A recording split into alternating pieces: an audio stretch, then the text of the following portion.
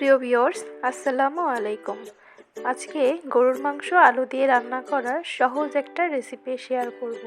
গরুর মাংস হয়তো অনেকেই অনেকভাবে রান্না করেন, তবে এইভাবে রান্না করলে মাংসটা দেখতে যতটা লোভনীয় লাগে, খেতে ততটাই টেস্টি হয়।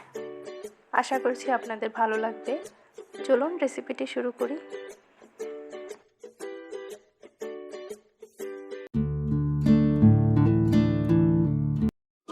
আমি এখানে 1 কেজি পরিমাণ গরুর মাংস নিয়েছি আর 3-4টা আলু এভাবে কেটে টুকরো করে নিয়েছি। সব কিছুই আমি আগের থেকেই কেটে ধুয়ে পানি ঝরিয়ে নিয়েছি। এখন মাংসের মধ্যে দিয়ে দিব রসুন বাটা 1 চা চামচ, আদা বাটা 1 চা চামচ, জিরা বাটা 1 চা চামচ, পেঁয়াজ বাটা 1 চা চামচ, মরিচের গুঁড়া 2 চা চামচ, হলুদের গুঁড়া 1 চা চামচ, ধনিয়া গুঁড়া 1 চা চামচ, লবণ 1 চা চামচ, গুঁড়া মশলা 1/2 চা চামচ, আস্ত দারচিনি, লবঙ্গ, এলাচ ও গোলমরিচ, আর তেল দিয়ে দিব 2 চা চামচ। এখন হাত দিয়ে খুব ভালোভাবে সব উপকরণ মাংসের সাথে মেখে নেব। মাখানো হলে ঢাকনা দিয়ে ঢেকে রেস্টে রেখে দেব। চুলায় একটা প্যান বসিয়ে তেল দিয়ে দিচ্ছি 1/3 কাপের মতো। 2টো তেজপাতা ও 2টা শুকনো মরিচ দিয়ে একটু ভেজে নিচ্ছি। পেঁয়াজ কুচি দিয়ে দিলাম 1 কাপ।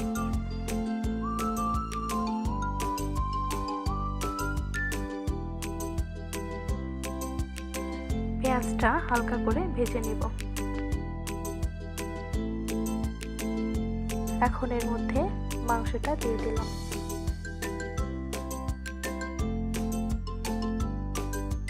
মাংসটাকে একটু কষিয়ে নিয়ে এরপর ঢাকনা দিয়ে ঢেকে দিব, কেননা মাংস থেকে এমনিতেই পানি ঝরবে।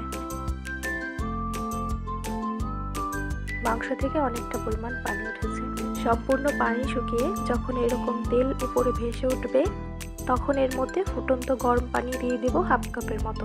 মাংস রান্নার ক্ষেত্রে সবসময় আমি আগে থেকে ফুটিয়ে রাখা গরম পানি ব্যবহার করি, এতে করে মাংসের কালার ও স্বাদ দুইটাই খুব ভালো হয়। মাংস কষাতে কষাতে যখন একটু নরম অনেকটা সিদ্ধ হয়ে আসবে, তখন এর মধ্যে আলুগুলি দিয়ে দিব। আলু আর মাংস আবারও খুব ভালো মতো কষিয়ে নেব।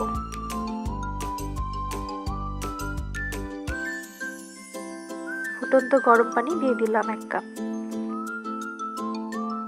এভাবে বারবার 1 কাপ করে পানি দিব আর ঢাকনা দিয়ে ঢেকে ঢেকে কষিয়ে নিব। পুরোটা রান্নায় আমি চুলার আঁচ মিডিয়াম লোতে রেখেছি, এতে করে মাংসটা খুব সুন্দরভাবে সিদ্ধ হবে ও সফট হবে। হাই হিটে রান্না করলে গরুর মাংস সহজে সিদ্ধ হতে চায় না, শক্ত হয়ে যায়। মাংস অনেকটাই সিদ্ধ হয়ে গেছে, তো এই পর্যায়ে আমি একটু ঝোলের পানি দিয়ে দিব। 2 কাপ পরিমাণ ফুটন্ত গরম পানি দিয়ে দিয়েছি। এখন আবারও ঢেকে জাল করে নেব।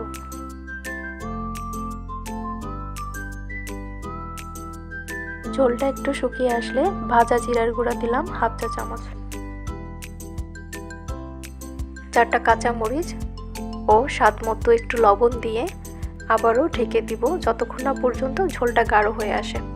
রান্নাটা কমপ্লিট করতে আমার প্রায় 1 ঘন্টার মতো সময় লেগেছে, তবে মাংসের প্রকার অনুযায়ী সময়টা কম বেশি লাগতে পারে। চুলাটা এখন বন্ধ করে দিব, তবে ঝোলটা আপনারা আপনাদের পছন্দ অনুযায়ী রাখতে পারেন। এই তো আলু দিয়ে কষা মাংস একদম রেডি।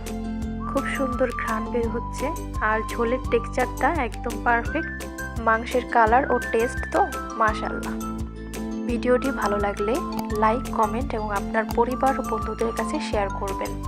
চ্যানেলটি অবশ্যই সাবস্ক্রাইব করবেন ও পাশে থাকা বেল আইকন প্রেস করবেন। ধন্যবাদ।